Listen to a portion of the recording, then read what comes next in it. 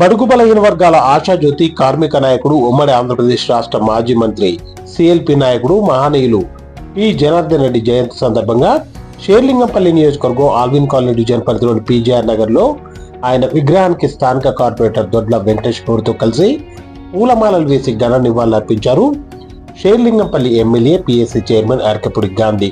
ఈ సందర్భంగా ఆయన మాట్లాడుతూ, బడుగు బలహీన వర్గాల అభ్యున్నతి కోసం ఎనలేని కృషి చేసిన మహనీయుడు పీజీఆర్ అని, భౌతికంగా ఆయన మన మధ్యన లేకున్నా ప్రతి పేదవాడి గుండెల్లో ఆయన చిరంజీవిగా బతికి ఉన్నాడన్నారు.